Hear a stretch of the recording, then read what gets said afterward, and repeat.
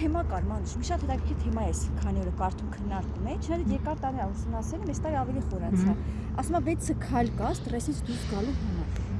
Նախ ինչ է ստրեսը ու ինչպես դուրս գալ այդ ստրեսից։ Ստրեսը լուսավորեք տարիների կուտակված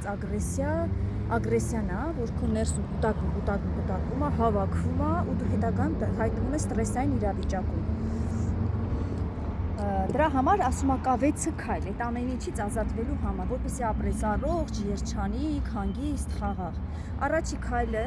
պատասխանատվության զգացում պետք է ունենաս։ Այսինքն ինչ պատասխան, ինչ է նշանակում պատասխանատվության զգացում։ Նշանակում է, որ դու ընդունում ես, որ քո կյանքում ինչ ստեղծել ես, դու ես ստեղծել։ Քո մտքերով, քո աշխարհայացքներով,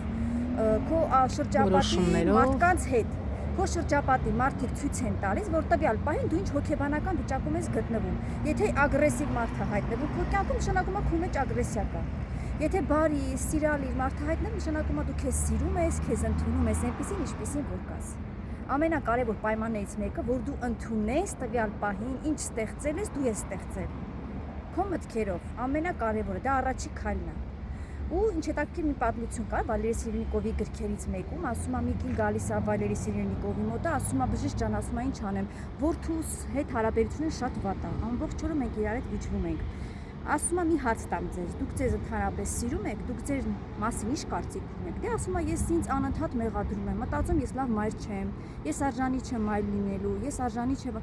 կին լինելու իմ ամուսնու համար։ Տեսեք, ասում է դուք ձեզ չեք սիրում, դուք ձեզ չեք ընդունում, այնպեսին ինչպեսին որ կաք։ Տվյալ պահին ձեր տղան ցույց է տալիս, ինչպեսի հոգեբանական վիճակում եք դուք գտնվում։ Երբ որ դուք ընդունեք դա, որ դուք եք դա ստեղծել, ուներեք ձեր որդուն, հավատացեք ձեր հարաբերությունները կլավանա, ինքնին արդեն շրջապատներ է սկսում փոխվել այդ ընթացքում, տարածքն էլ է փոխվում։ Իսկ երկիր մոլորակի օրենքը շատ հետաքրքիր է։ Բայց արդյոք մարդիկ ընդունում են, երբ որ դու մարդու կյանքում դժվարություն է անում, իրան ասում ես դու ես էդի ստեղծի, ասում է ոչ ես այնքան բարի եմ, սիրելիներս բարի, այդ հասկացողությունը դժվար է հասկանալը։ Բազմակողմանի եք։ Դուք ագրեսիվ չեք, դուք խաղաղ եք այդքան, հանգիստ եք, սեր եք տալի այդքան շատ։ Այս կյանքում շատ դժվար է։ Ու այսօր ինֆորմացիան այնքան շատ է, գնալով լցվում, մարդիկ չեն հասկանում ում են լսեն, նույնիսկ դրանից կարող են հայտնվել ագրեսիվ վիճակում։ Էգոիստ դառնալ, եսասեր դառնալ, սկսեն ատել շրջապատին, իրենք իրենց զգան զոհի կարգավիճակում, որ ամենավատ բան է, երբ որ դու քեզ զոհի կարգավիճակում զգան չէ, զգան ոչ թե զգում են, այլ մարդը ինքն է որոշում ինչ կարգավիճակում լինի։ Գոյություն ունի տենց եռանկյունի, Կարպմանի եռանկյունի են ասում են եռանկյունի մի հատվածում ով է զոհնա, զոհ, ագրեսոր, մեկ նվա չեմ հիշում։ Բանը, ով է, դու ասա։ Մի վարքյան ոնց էր ռուսերեն կար։ Դու միշտ կյանքի ու բան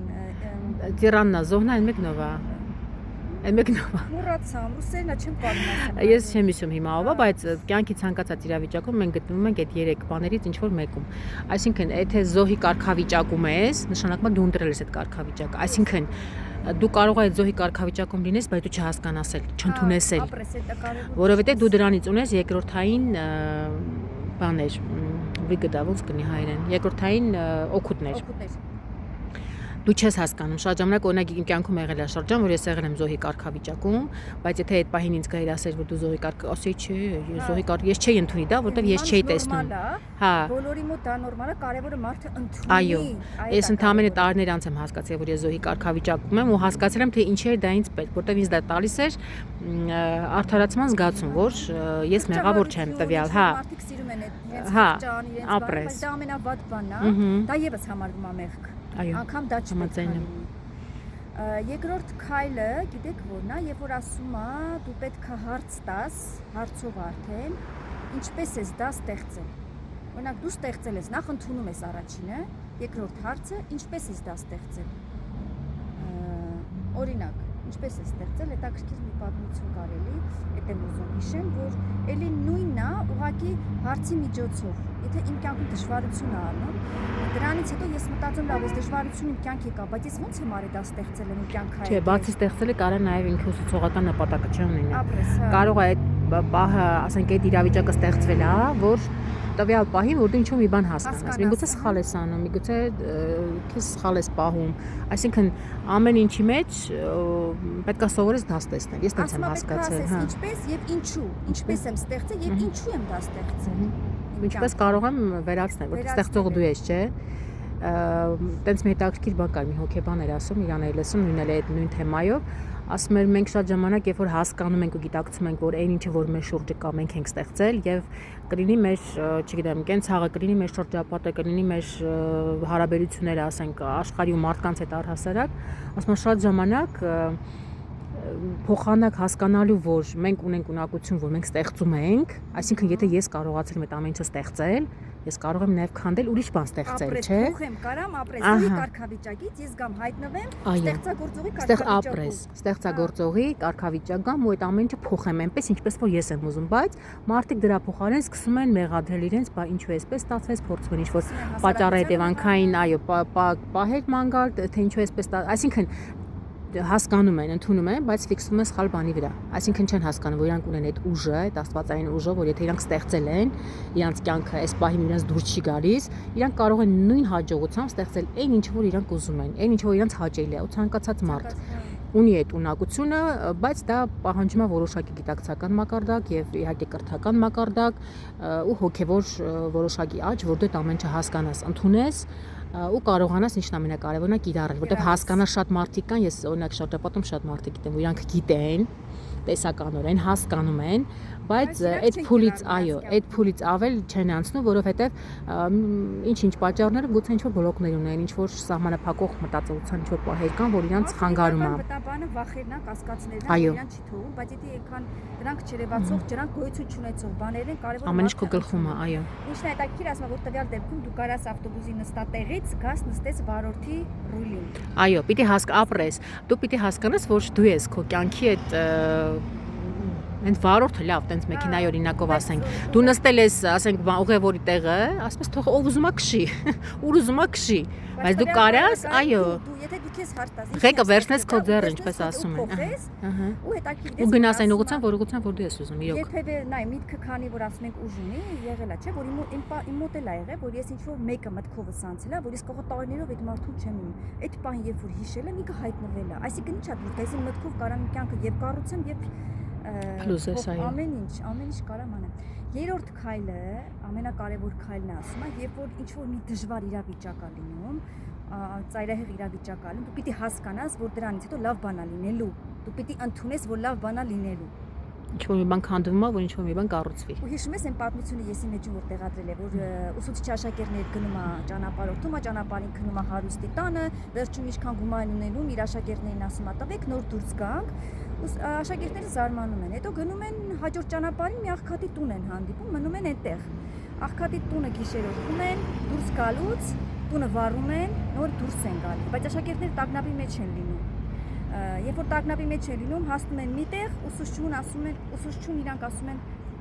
ինչի համար այդպես արեցի, տունը վառեցիր ու դուրս եկանք, բայց հարուստի տունը այդպես չարեցի։ Ասում է տվյալ դեպքում ես աղքատի մենք լավություն արեցինք։ Աղքատ այսքան տարիներ ապրել է իր տան մեջ, բայց չգիտի, որ իր տան հատակին կա ոսկի։ Հիմա ինքը ասում է, երբ որ տունը վերանորոգենք, կտեսնի, որ այնտեղ ոսկի կա։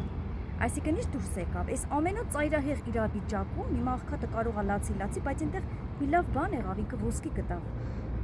Տես այս նոտայի վրա կուզեմ մի բան ասեմ, շատ ժամանակ դա ծայրահեղ միջոցն է։ Շատ ժամանակ կյանքը Աստված ոնց կուզեք ասեք, հա, տարածությունը ձեզ միշտ հուշումներ տալիս է։ Ուրիշ բանա թե դուք դա լսում եք, թե չէ։ Եթե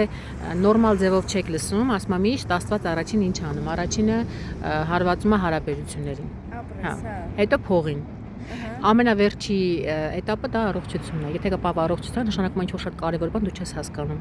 Ու եթե նույն այդ աղքատի պարագայում միգուցե ինք ունեցել է ինչ-որ նշաններ, նախանշաններ, բայց ոչ հասկացել է, ոչ էլ ընդունել է,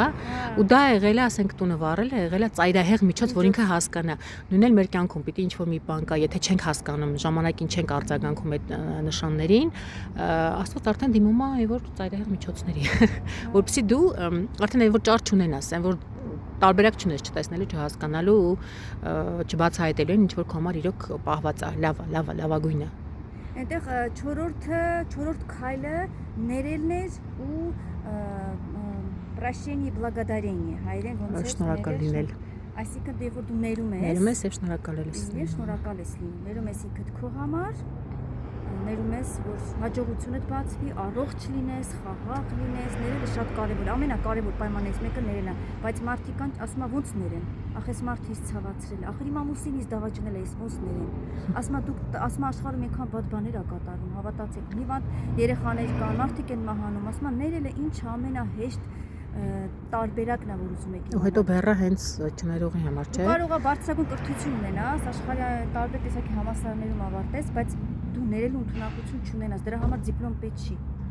որ դու ներես։ Բարձր գիտակցական մակարդակ է պետք։ Ներելը կարևոր է, էլի, որ դու պետք է ներես։ Քո կյանքում ով էլ որ հայտնվում է, քեզ ցավացնում է, դու պիտի շնորհակալ լինես, որ ինքը հայտնվել է, տվյալ պահին հարցերի միջոցով քեզ հանես այդ վիճակից։ Միակ փրկությունը դա է։ Էսի 5-րդն էր, թե 4-րդն էր։ Տարվեցինք, չհաշվեցինք։ Տարվեցինք։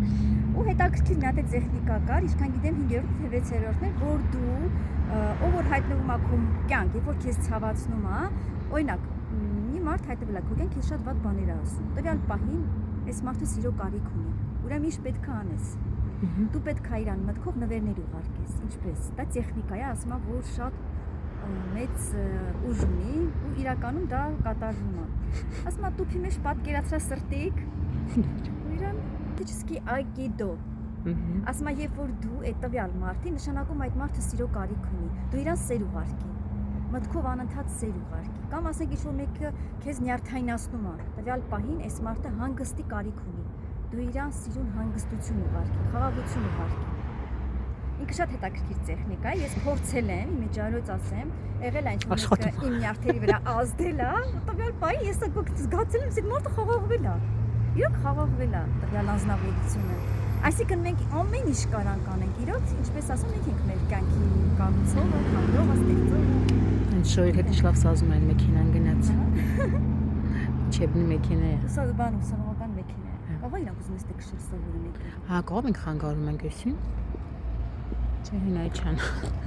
Տեղափոխվեք վարորդի տեղից, տեղափոխվել վարորդի կարգավիճակում հայտնվել։ Վերցնել ղեկը ձեր ձեռքը եւ կառավարել ձեր կյանքը։ Այնպես ինչպես դուք եք ուզում, ոչ թե թողնեք, ինչ ուզի, ուր ուզի քշի գնա։ Էդ է մնացել։ Հետո էլ բողոքեք։ Կյանքը ապրելու համար ընդհանրապես ինչ է պետք։ Սեր, խաղաղություն, ներել, շնորհակալություն։ Դե այդ ամեն ինչը ցանկ են դեղերը։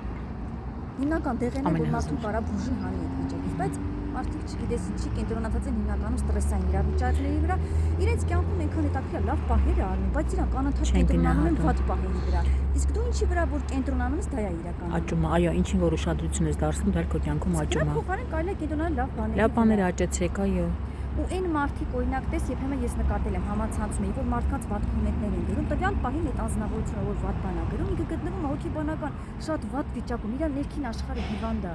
Այնտեղ սեր չկա,